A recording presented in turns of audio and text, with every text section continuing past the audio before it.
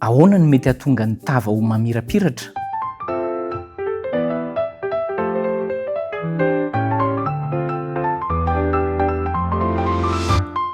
Miarabanao am-pifaliana indray tafaraka ao anatin'ity fiandarana irantsika mandinika ny soratra masina ity. Ahoana no mety hahatonga ny tava ho mamirapiratra? Efa hitantsika tao anatin'ny tantara ny mahakasika ny hoe Mosesy nanana an'izay tava mamirapiratra izay. Fa zao aloha, eo amin'ny fiainantsika andavanandro ho antsika, indrindra amin'ny fikarakarana ny tava na ny tarehy zany, dia mety misy fomba hitantsika ahafahana manatsara na mampamirapiratra na mampanjelanjelatra an'io tava io. Ohatra amin'izany hoe ny antsontsika ilay hoe soin de visage na ny maquillage, ny fikarakarana endrika, dia haintsika izay. Rehefa izay moa zany dia ny vehivavy matetika ny tena tompon-daka sy mahavita azy tsara. Ary rehefa aentina any amin'ireny mpikarakara endrika ireny ny tarehy, dia inona ny hafarany? Lasa manjelanjelatra amin'ny alalana zavatra maro samihafa. Dia faly ery isika ilay tompon'ilay fanjelanjelarana zany rehefa mitondra an'izay ao anatina fety anankiray na ao anatina fotoan-dehibe anankiray, dia afaka milaza ny hafa hoe manjelanjelatra be ny tavanao. Zany zany ny vokatry ny fikarakarana ny endrika na ny tarehy. Izay ve ilay resahantsika? Mbola tsy izay angamba. Mbola misy koa ny fomba atao zany ahafahan'io endrika na ny tarehintsika io ho voakarakara, ho lasa somary mazava, manjelanjelatra na mamirapiratra ho isika. Dia ao zany ireo fanometana na fanosotrosorana zavatra maro karazana. Dia rehefa ahosotra ireny amin'ny tarehy dia fantatsika tsara fa miteraka vokatra hoe lasa mazava kokoa ilay tarehy. Misy zany hoe mandina kokoa, misy mazava kokoa.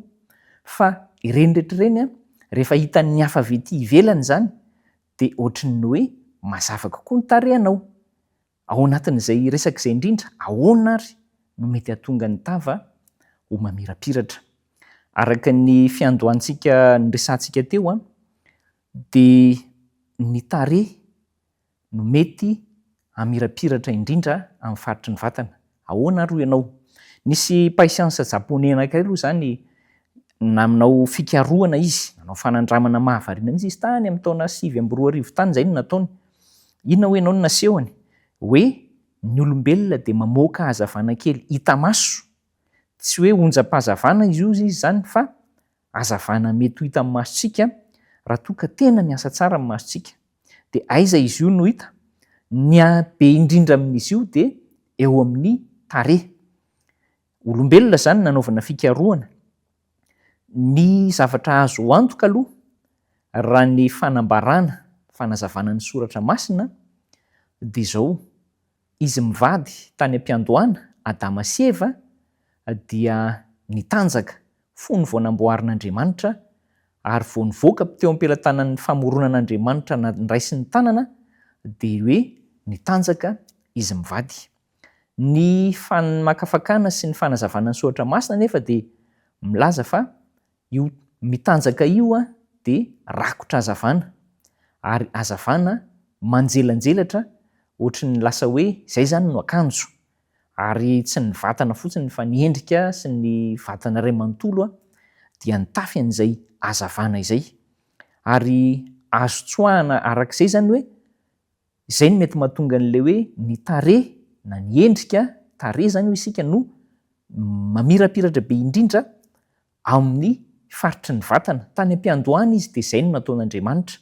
Ary dia azontsika raisina toy izany, azontsika saraitsaina zany eto fa ny fifandraisana tamin'Andriamanitra tamboalohany izay tsy nahafaty ny olombelona satria mbola tsy nanota izy dia tao anatin'ny fahazakana famirapiratana, tava mamirapiratra, na Andriamanitra izay tompon'ny fahazavana na ny olombelona izay naka an'izay fahazavana izay avy amin'Andriamanitra noho ny nanamboaran'Andriamanitra azy.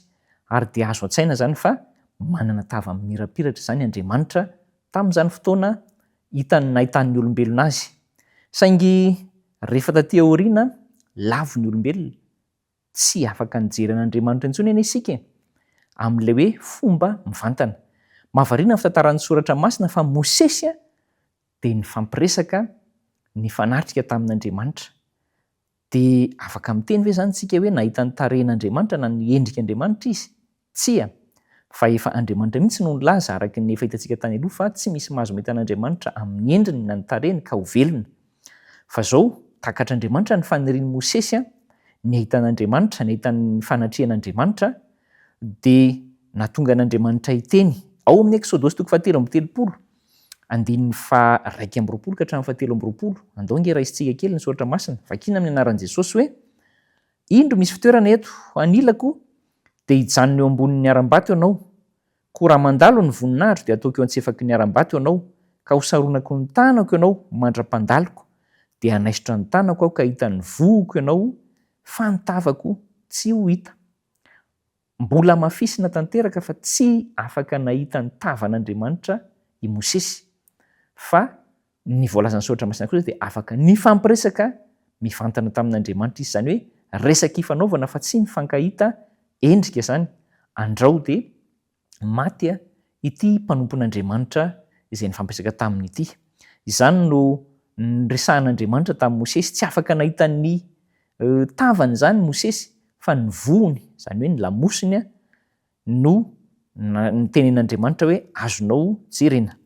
Mety manampy antsika zany izay ahafantarantsika mazava tsara fa noforon'Andriamanitra araka ny fombany, araka ny endriny isika, ary izay endrik'Andriamanitra izay zany rehefa miresaka ny soratra masina matetika dia somary amina endrika olombelona no eonan'Andriamanitra amin'ny olona. Endrika olombelona zany hoe misy loha, misy vatana, misy tongotra. Na mariparitra an'izany moa izay nahita ny sisa fiandrianana tany an-danitra hoe misy ny sisa fiandrianan'Andriamanitra dia misy ny fitoeran-tongony. Izay zany no manambara hoe endrika. Fa izao ny fanontaniantsika nametraka tetsy ambony hoe ahoana no mety hahatonga ny tava mirapiratra? Ny valiny dia tsotra ihany, ny fifandraisan'Andriamanitra akaiky amin'ny olombelona na ny fitezan'ny olombelona ifandray akaiky amin'Andriamanitra no nahatonga an'izay tava ho mamirapiratra izay. Azoko atao, azonao atao zany. Mbola afaka mahita an'izany isika, saingy tsy amin'ny fahafenoana intsony hoe tava mamirapiratra tahaka ny an'i Mosesy izay natahoran'ny olona, fa mbola afaka mety mahita ampahany amin'izany isika hoe mamirapiratra ny tava noho ny fifandraisana feno amin'Andriamanitra. Ianao koa afaka mbola mahita fa mirapiratana ianao rehefa mifandray akaiky amin'Andriamanitra, saingy amin'izay kely azontsika ho jerena sy ho hitan'ny masontsika ihany izay. Ka aza miezaka intsony zany hoe karakaraina amin'izao ny endrika, fa rehefa mifandray akaiky amin'Andriamanitra ianao dia izy no ampamirapiratra ny tavany aminao. Asaiko ianao hivavaka.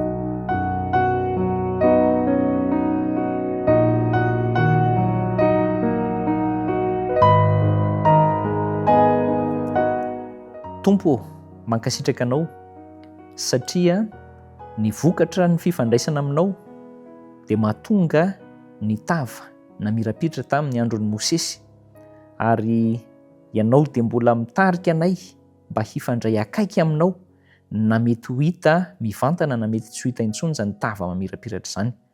Zava-dehibe zany fifandraisana akaiky izany, ko ampio izay tsirairay avy hifandray tena akaiky aminao amin'izao vanim-potoana iainana izao, hitondranao anay amin'ny lalana marina.